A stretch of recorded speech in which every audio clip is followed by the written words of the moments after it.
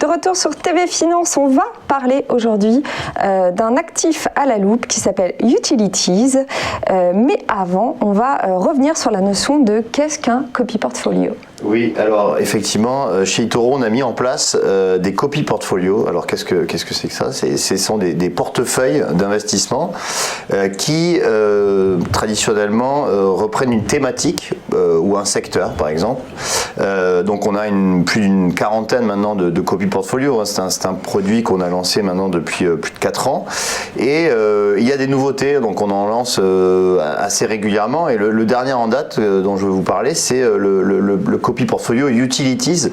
Alors qu'est-ce que c'est Utilities? Utilities, c'est tout ce qui est lié au service à la collectivité.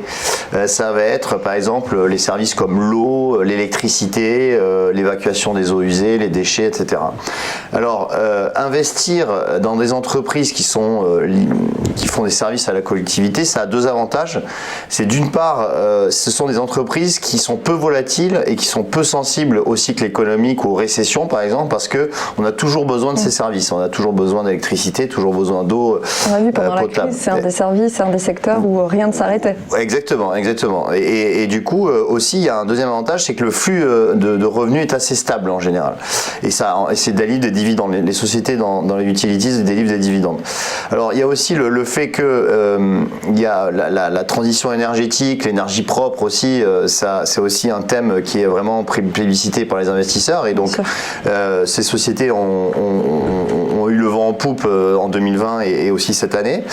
Et lorsqu'on regarde, alors comment est composé ce portefeuille, si on regarde, donc il y a une assez bonne composition puisque il y a 40 sociétés donc qui composent ce portefeuille. Donc on va retrouver la pondération la plus importante ici, cette colonne là, vous voyez, c'est le poids qu'a chaque société dans le portefeuille. Donc Endesa, c'est une société espagnole, l'équivalent un peu d'EDF en Espagne, qui pèse 7,35. Après on a une société chinoise.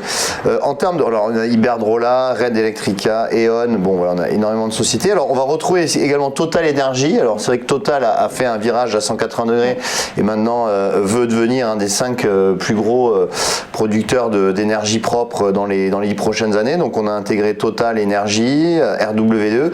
En France, on a également donc Engie, j'en parlais tout à l'heure, Suez et EDF. Voilà, donc c'est vraiment un portefeuille assez bien équilibré avec 40 sociétés à l'intérieur. Lorsqu'on regarde ensuite les statistiques, alors, ce qu'on fait en général, c'est que on fait un backtest des statistiques, c'est-à-dire qu'on va prendre le portefeuille avec les valeurs et puis on va regarder la performance sur les années précédentes. Et donc, ça s'appelle donc c'est un backtest et on voit que depuis 2017, il y a eu que des années positives puisque on a donc 15% en 2017, 4,82 en 2018, etc. Et en 2021, on est sur 5,57. Donc, on voit que les performances sont pas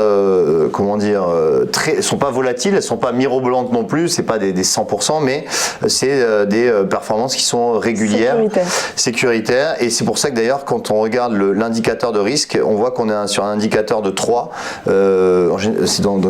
l'échelle c'est de 1 à 10, hein, donc c'est un indicateur qui est assez faible, et par conséquent donc c'est vraiment un produit qui est peu risqué, mais qui offre des performances régulières dans le temps. Ça correspond à quel profil en fait d'investisseurs? Alors ça va correspondre aux investisseurs qui sont plutôt qui ont un profil prudent, voire équilibré, mais qui veulent pas vraiment prendre beaucoup de risques et qui veulent vraiment, on va dire, dormir sur leurs 2 oreilles sans être trop stressés, puisque ce portefeuille va vraiment pas avoir des amplitudes de variation vraiment importantes.